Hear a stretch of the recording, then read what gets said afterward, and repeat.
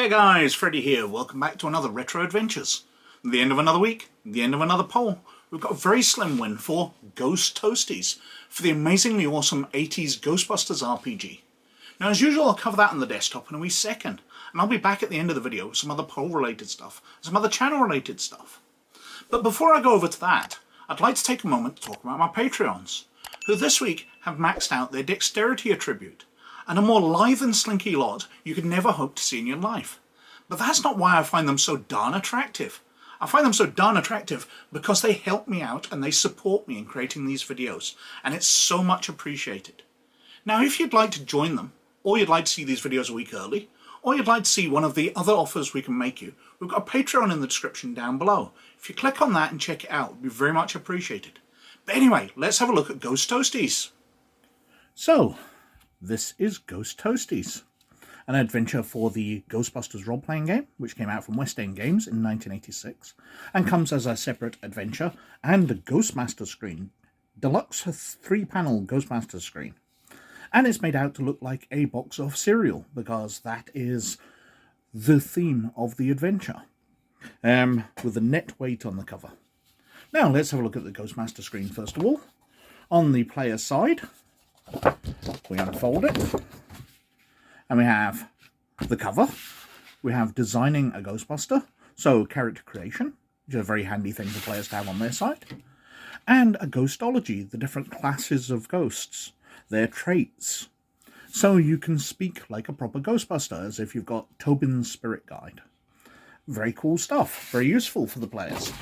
And on the Games Master side, well, it's made out like the dashboard of Ecto 1, which I always kind of got amused at. We've got rules for combat, how to do things, how to generate ghosts, including their power levels, what number of special abilities, randomly generating their special abilities, and then their special abilities listed out. And at the bottom here, we've got sequence of play. So, organising how combat rounds work, basically. Nice stuff, a very useful Games Master Screen. And the adventure itself, well, the rest of it's not going to be as colourful. It's just ordinary paper, ordinary black and white printing. But I do like the fact that it's made out like a movie. Movie posters, so ghostwriter, developers and all that. Very nice. And the back cover. Ghost Toasties, Ghostbusters Adventure plus Ghostmaster Screen. Why are 27,000 ghosts ravaging the cereal aisles in supermarkets across the country? Why are supernatural basketball players menacing the 4th graders of Fritz Mondale Grammar School? What popular cartoon character is really a big-time demon in disguise? How can the Ghostbusters stop the big-time demon from destroying life, the universe, and oral hygiene as we know it? These and other exciting questions are answered in Ghost Toasties, a nutritious, humorous, fun-filled life and death struggle to save the world from demons, eldritch horrors, and crazed advertising executives from the creators of Paranoia. Now, the mention of Paranoia is very good here, because this does feel a lot like a Paranoia adventure. While other Ghostbusters ones did develop the tone of their own, this does feel very much like a Paranoia adventure, which is no bad thing, because Ghostbusters is a funny movie, and Paranoia is a funny game, so the two match pretty well. We've got, in every package of Ghost Toasties is an 11 by 25 full-colour Ghostmaster screen, chock full of charts and tables for running and playing Ghostbusters, nutritional information per serving, 24-page booklet plus Ghostmaster screen, 2 to 6 players plus Ghostmaster, no sugar, no corn syrup, no artificial colouring, adventure plus screen, durable colourful Ghostmaster screen with charts and tables which make running Ghostbusters real simple. 24-page adventure with demons, player handouts, pocket universes, magic crystals, cartoon hucksters, and no cereal. And it is as all promised. Now the adventure itself does play somewhat on the Ghostbusters movie, and one of the major themes of it is that a ancient god is returning, but it's playing on a mascot of a company. So much like Gozer comes back as the Stay Puft Marshmallow Man, this demon, whose name I don't remember, but we'll see inside, is coming back and basically basing its form on Tony the Tiger from Frosties, or Frosted Flakes as I believe they're called in America. It's great. I don't do the voice. Now the adventure itself It's short, it's only 24 pages, but there's a lot in here. So we start off with Ghostmaster Notes, talking through how the Crystal of Ghost, amongst the most powerful occult objects from sorcererless prehistory, became a prize in a box of flaky Jake barley flakes. So, the guy who owns a cereal company goes out questing. He likes exploring historical sites, and he finds the ancient crystal which contains the power of a demon. And he decides to give it away as a gift in one of his cereal boxes. You know, very much like the golden ticket type thing in Charlie and the Chocolate Factory. In this, they're going to get this ancient crystal artifact, which he thinks is fun. But it turns out that when it's exposed to sunlight, it starts channeling power back to the demon. So the demon starts getting more and more power, and it's affecting the real world, and it's sending out ghosts to search the cereal boxes to get hold of the crystal for it. So, first of all, we've got the players. They wake up one morning at their Ghostbusters offices, and they get a call from a cereal market, which is being attacked by a ghost. So they head out. The manager of the store has been pelted by flour, so he looks white, but he's not the ghost. The ghost is this vacuum cleaner-looking creature, which is hoovering up all the cereal. Because it turns out that Haygost, as well as being affected by he's been brought back through the cereal boxes, it was like the Incan or Aztec god of sugar. So his connection with cereals and breakfasts, sugary breakfast snacks, is kind of built into what he is. But anyway, they have to deal with a ghost in the store. There's hilarity as usual, and there's an event which might affect the very end of the adventure, because obviously they're Ghostbusters and they're going to wreck the store. It does mention that basically if you ignore the ghost, it will finish up and leave by itself.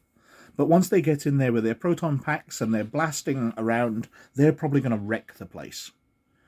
And unless they've had the manager sign to make sure that they're not liable for it, he's going to sue them for the damage they cause. Which, as I said, affects the end of the adventure. Then we're on to episode 2, which is research. So they're looking into what's going on.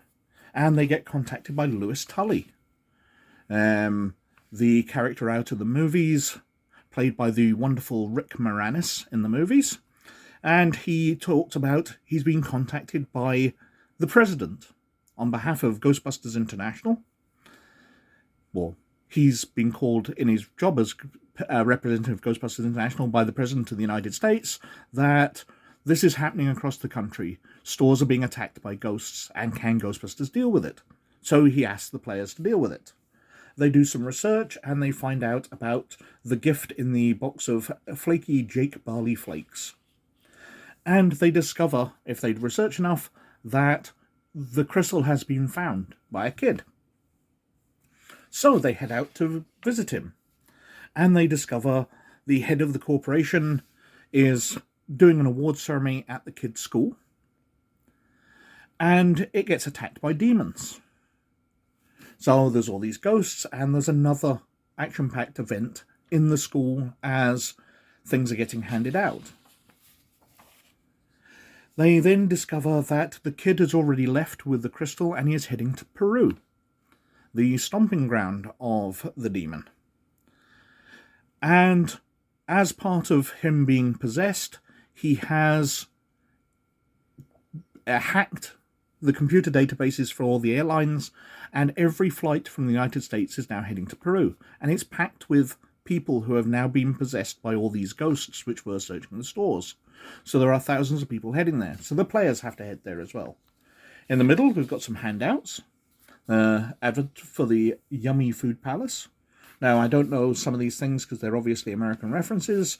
USDA, well, that's the United States Department of Agriculture, choice beef. I don't know whether it's good or bad. I have no reference for that. We've got the advert for the Flaky Jake barley flakes. Genuine Guatemalan lard for 66 cents a tub. On the opposite side, we've got various fun page, word scrambles, things for kids. Now, these do become relevant later because the players do have to complete them. We've got a layout of the store where the first battle took, the answers for the different puzzles, the arena of the sports centre, and then the pocket dimension of Haygost, the god or the demon of sugar. And we can see that it's Chocolate Kiss Cluster, Chocolate Hippo Hangout, Candy Cane Forest, Gingerbread Cottages. It's a very sugary land. When the players get to Peru, they end up going through a portal and waking up in that dimension. And they have to work out what's going on there and go up against Haygost. However, he is very powerful, but they can recruit other cartoon mascots of foods. So we've got Zap, Crinkle and Bop. Obviously there's Snap, Crackle and Pop guys, the Quicks Rabbit, Captain Crackle, the Cocoa Quip Squala, Toucan Jack, the Lucky Chomps Leprechaun, and Flaky Jack. And it describes them, and the Ghostbusters can do an inspiring speech to get these cartoon mascots on their side, to help the kids that they have been adored by over the years. A situation in the candy bar because they're all getting themselves drunk because they're depressed over the situation where Haygost is taking charge. And then we've got them going up to the mountain and facing off against Haygost. We've got some stats here from his special abilities. He's apparently 6,000,007 years old. We've got the mindless slaves. We've got Jason, the kid who found the jewel. And we've got the final conflict. So we've got the ragtag army. So all the people and what their effects will be, what Flaky Jack will do, what Zap, Crinkle and Bop will do, what Toucan Jack will do. We go through the encounters, including Haygost facing off in a deep Exorcist style voice, "Are you gods?" Which will give the players the chance to go, yes, because that was what's suggested in the movie. But the events as they beat him, the different obstacles, Flaky Vortex, Haygost last effort. And then we've got two different endings. We've got the unhappy ending, where Haygost wins, and it begs the Games Master to not do that. Please, please, please don't let your players get this tragic ending. And then we've got the happy ending, what happens, which includes them being awarded by the United States for saving the country, getting vast amounts of money, which are then sued off them by the supermarket that they wrecked at the very beginning of the adventure, so they don't gain out of it very much. And that is the adventure. It's a lot of fun. Playing on characters which are recognisables, a whole load of fun. And the Ghostmasters Screen's really, really good. So while everything that came out for the Ghostbusters role-playing game was absolutely fabulous, this itself, even for a very brief adventure, is terrific value. So that was the absolutely brilliant Ghost Toasties adventure in GM Screen. Fantastic. And that won the poll this week on some 32% of the vote. But that's only narrowly ahead of the second place, which was the Shadowrun adventure Dream Chipper, which came in on 28%, which would have been an equally worthy win, but I'm afraid just not this time. Behind them was Valley of the Mists for Bushido on 19%, K for Dawn for 2300 AD on 12%, and way back behind on only 9% was San Francisco Knights for Cyborg Commando, which admittedly was kind of a joke entry because Cyborg Commando isn't a great game, but it'd been fun to have a look at through the adventure. But anyway, as usual, we're finished with the Retro Adventures poll, and we're back to a Retro RPG poll. And as promised, completely new selection. Things which have never been in a poll before. And I have to admit, I had a bit of difficulty doing this, because every time I saw something which caught my eye, and I looked up, I had put it in a poll at some point before. Many things I've put out of my collection, only in a poll once, but that took them out of the offering for this poll. But anyway, first up, we've got Rift's Dimension Book 3 Phase World for the Rift role-playing game. Now, this is one of the multi-dimensional books where you go through away from Rift's Earth into a parallel dimension and explore a totally different setting. Really cool stuff. Then we've got Priests of the Celestial Sun for Fading Suns. Now, Fading Suns is a game that was gifted to me, a rather large collection, and it's all great stuff. So this would be a totally fresh look of me looking through a book I've never really browsed through before. After that, we've got the PC booster kit for Dark Conspiracy. Now, I don't have a lot for Dark Conspiracy, and when I was going through things and I found this, my face lit up because I'd love to cover some Dark Conspiracy stuff again, because it's an absolutely great game from Games Designers Workshop, who did publish so many fantastic games. Space 1889, Twilight 2000, Traveller 2300 AD, Mega Traveller, and so on. Then we've got Galaxy Guide 10, Bounty Hunters, for the Star Wars role-playing game. Now, I've got a large Star Wars collection, and there's still a lot of Galaxy Guides to go through, as well as many other source books. So, let's see how that does. And finally up, for Warhammer Fantasy Roleplay, we've got Middenheim, City of Chaos, from Hogshead Publishing in the late 90s. A fantastic book, and it'd be great to look through that. Let's see if it wins. Now, on other channel-related stuff, well, the Discord's been very, very quiet lately. I'm afraid I just haven't had time to pop in. But if you've got any questions, I do check up on it, and I will respond to you there. I'd love to chat away. The DrivethruRPG books are still going up on DrivethruRPG and being made available to Patreons of Laird or Librarian status.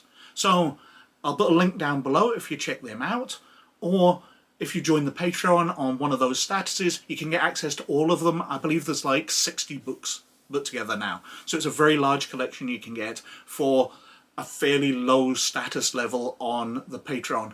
But every little helps out and be massively appreciated. Over on the website, rpggamer.org, working my way through The Mandalorian. My completionist efforts means I'm going into every little minor character, which does mean that many characters who aren't even given names are now getting stats on my website, which is taking a while to work through. But after that, I'll be going over to the Young Jedi Adventures, doing the reviews of them, and probably moving through the stats of the Visions season which came out. But we'll see how things work out. Anyway, I think I've been wittering on for quite long enough, so thank you very much for watching as always. But most of all, you look after yourselves, and I'll catch you later. Bye now.